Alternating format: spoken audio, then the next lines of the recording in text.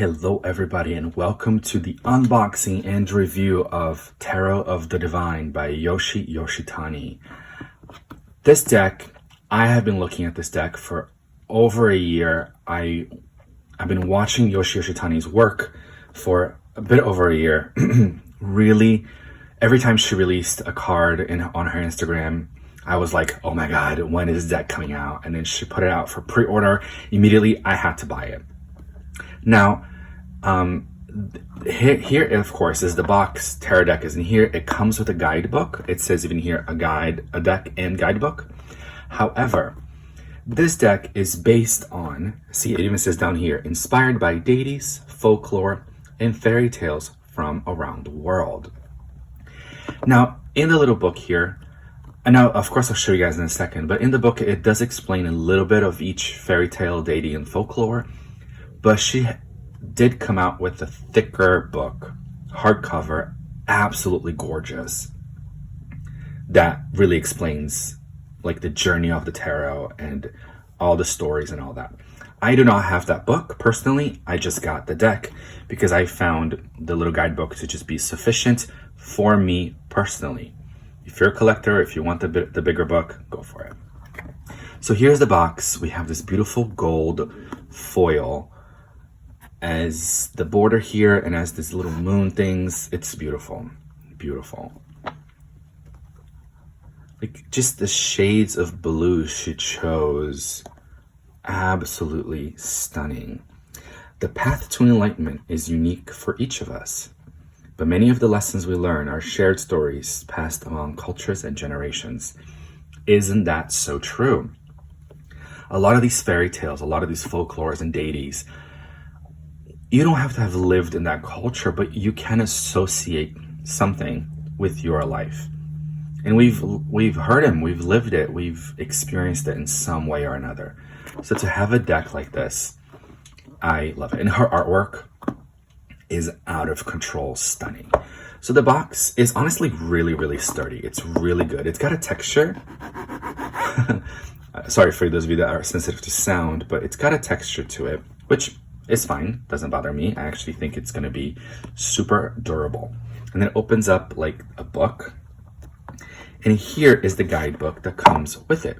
Pretty thin, doesn't look super impressive, but it is packed with information. So you have spreads right off the bat, upright and reversed meanings, she explains you. You have a 5-card spread. Here we jump directly into the major arcana. Now, as you guys can see, of course, already, the Fool is the Little Mermaid. And it says here where it comes from, Denmark, Danish fairy tale. Then it explains you what the meaning of the Fool is a little bit, right? So for me personally, for example, if I'm looking at the Empress, it's Our Lady of Guadalupe from Mexico, Catholic saint. Now, I know her name, and I know where the fairy tale comes from, or she's a deity, I believe. So I can find out where the deity comes from. Now I can go to Google and type it in and read about her.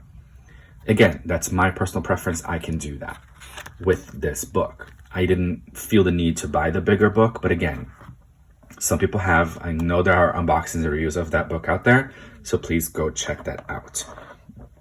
You have a flap right here. Just pull the book out. In here, pull the deck out, and here you go.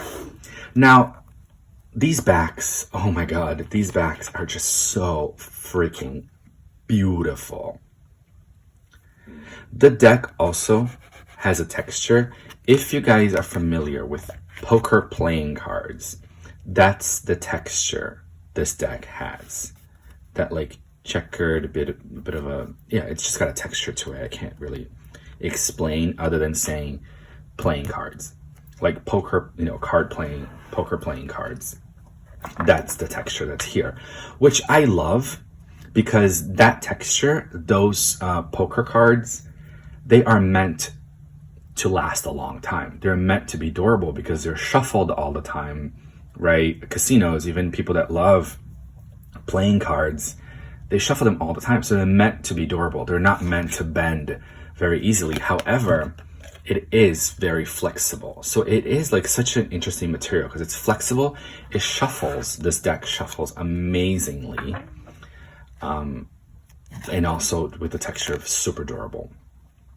Again, I just cannot stop admiring these backs. Absolutely stunning.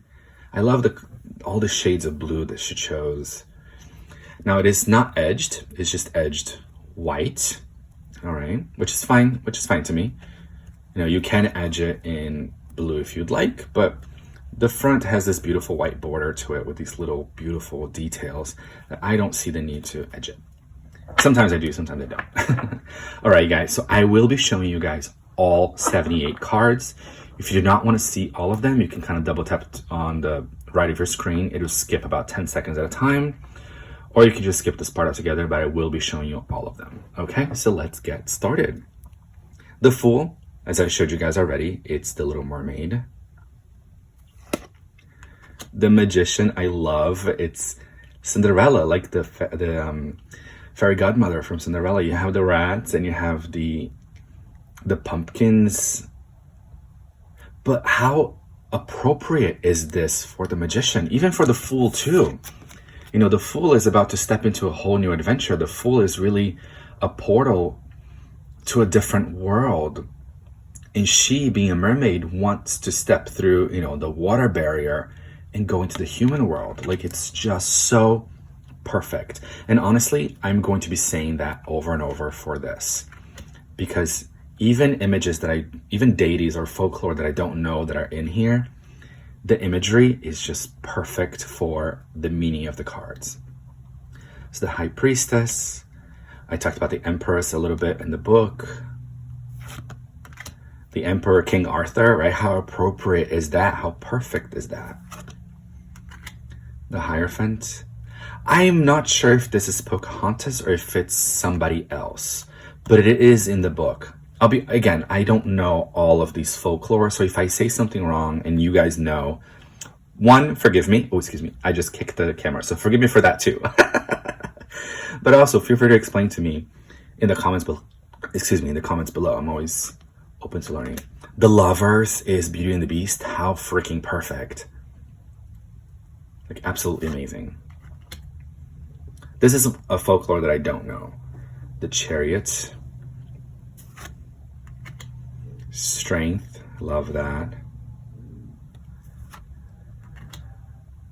The Hermit. I know it's not Harry Potter, but it does remind me of like oh gosh, you guys are gonna kill me for not knowing the name of that, you know, when they do it's not a Horcrux, that's something else. Anyway, it reminds me of Harry Potter a little bit. Wheel of Fortune, so beautiful. Justice. Even this I find to be appropriate. We got a samurai, you have the yin-yang symbol down here. Samurais follow a code of the warrior. Justice is very much like that, follows the law of the warrior. I love that. The Hanged Man is Sleeping Beauty, just brilliant. Death. See, like, I don't know if you guys can appreciate this as much as I do. Oh, Temperance. But again, every time Yoshi Yoshitani would release one of these images on her Instagram, I would just stare at it and be like, holy crap. It's beautiful. It's got a life to it. I have seen someone on Instagram, I don't remember their account right now, to be honest with you, but they cut the border. So they, you know, how you have this white border over here, they cut all the way around. It looks nice. I liked it. I'm not going to do that with this deck. See, Rapunzel is the tower. Love that. So appropriate. Again, so appropriate and perfect for, one, for the folklore, but also for the tarot meaning. So with the border, I don't mind the white border in this deck at all. I don't think it's super thick and obnoxious. And I think it frames the cards really well. Sometimes I'm not afraid of modifying a deck. Here we got the cover, the moon. I'm not afraid of modifying a deck. The god Ra, the sun. If I feel like cutting a border, if I feel like taking a Sharpie and, you know, coloring the edges, I will do that. But not every deck calls for that. And personally, for me, I don't think that this one does. Ace of Wands as a brush. Oh, beautiful. Two of Wands. Three of Wands. I love this. Four of Wands. Of course it's a marriage. It's a marriage card. It's so beautiful. I believe this Five of Wands is the story of the Bhagavad Gita. The war in the Bhagavad Gita. I believe that's it.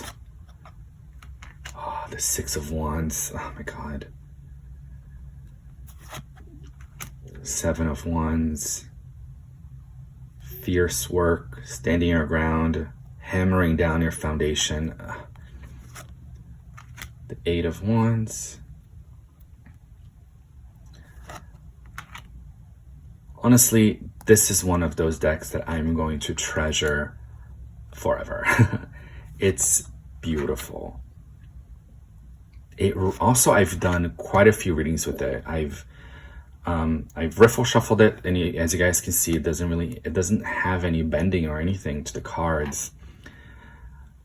And it reads amazingly. Like, it's accurate, it's on point. I think this is the goddess Pele, the volcano goddess. King of Wands.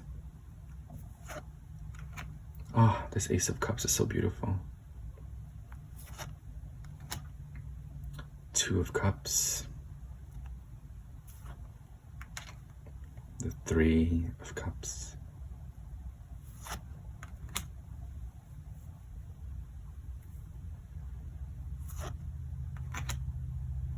I believe this is also a Mexican folklore. It's called La Llorona, or the crier, the weeper.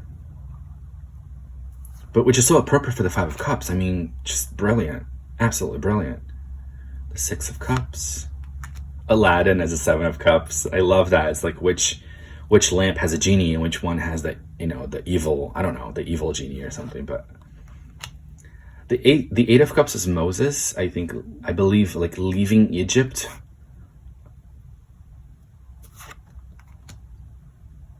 Nine of Cups. Oh, the details of the background and the details in the cups in her dress.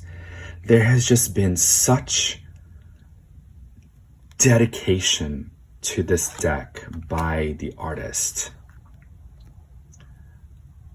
Just amazing, amazing, amazing.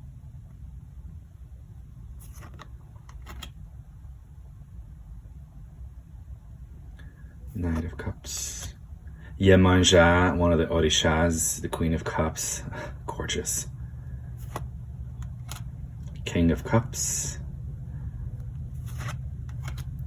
Ace of Swords.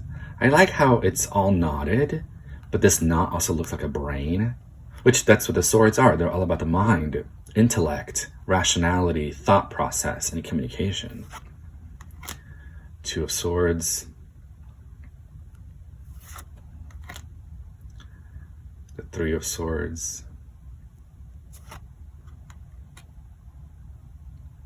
Just the story of Isis and Set. Amazing. Six of Swords. Seven. You don't need a whole lot, but the Seven of Swords has to do with theft and lies and deceit, and then you have this shadow over here. I don't know, the sly fox, but then the shadow, like you don't know who's catching who on the act, right? So interesting. Eight of Swords. 9. I don't know this folklore either, but I'm interested in learning. And the 10 of Swords. The Page. And again, you don't have to know the folklore, the deities, the stories to look at the card and go, oh, I know what that is. You know, I wouldn't recommend this deck to a beginner, just because they use animals, unless animals really speak to you. But to me, personally, I can take a bit of a minute to go, oh, why is a griffin the King of Swords? You know, Ace of Coins, the Two of Coins.